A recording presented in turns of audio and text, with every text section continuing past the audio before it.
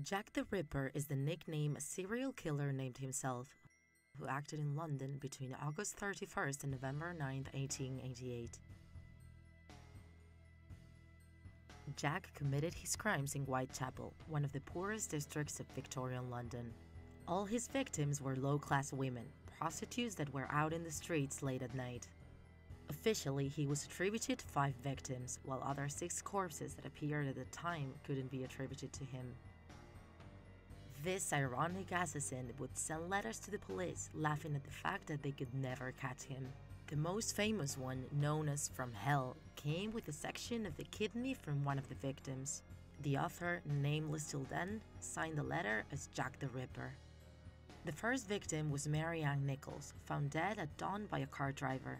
Apart from other mutilations, poor Mary Ann was found with her throat cut twice from left to right. During the investigation of the Nichols case, a second corpse was found in an alley. Annie Chapman, also a prostitute, was found dead at 6 a.m. The police started talking about a possible serial killer, based on the similarity of both cases, since Annie also had her throat cut from left to right and had also been ripped. A witness said that he had seen the woman talking to a man hours before her corpse was found. Even though it was dark, he said the man must have been in his 40s. He looked foreign and he was wearing a black hat and a black coat. The police assumed he was the killer. Scotland Yard arrested several suspects that matched this description. They were all set free because they all had alibis. The last one was a German hairdresser called Charles Ludwig. When a double murder happened 2 weeks after his arrest, he was set free. The real assassin was still free in the streets of London. The 2 victims were found on that same night in 2 places very close to Whitechapel. The first one, Elizabeth Stride, appeared in an alley, lying in a pool of her own blood, caused by a cut on the throat, same as the previous ones. As no other harm was done to the body, the police assumed the killer was interrupted by something and had to escape unsatisfied with his work. This assumption was confirmed when the second corpse was found 45 minutes later. Catherine Eddowes was murdered just as the others, with the already famous throat cut. But in this case, the killer mutilated her face and abdomen, leaving her guts over the shoulders of the victim, same as in Annie's case. At this point, the investigation pointed at the assassin having a good knowledge about anatomy, since he knew the specific location of the organs and his cuts were clean. Several doctors confirmed this theory.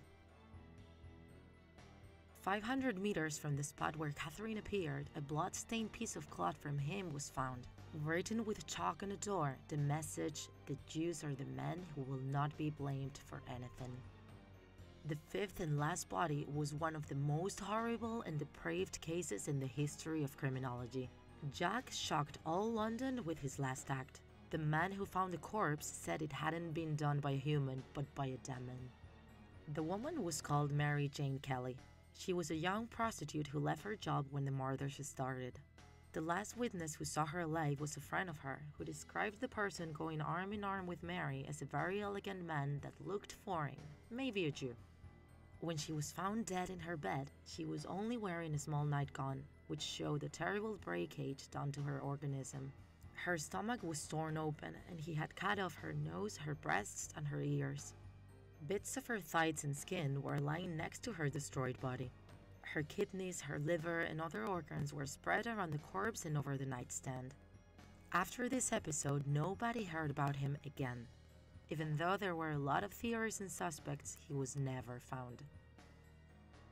In 2014, thanks to a DNA test of the clothes of one of the victims, they discovered that the horror of Whitechapel was a Polish immigrant called Aaron Kosminski, a 23-year-old young man who suffered from schizophrenia and auditory hallucinations.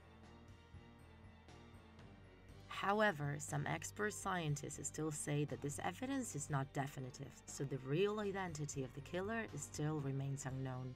What is definitely true is that Jack the Ripper was one of the biggest mysteries in the whole world of criminology, and one of the darkest and most macabre people in the history of humanity.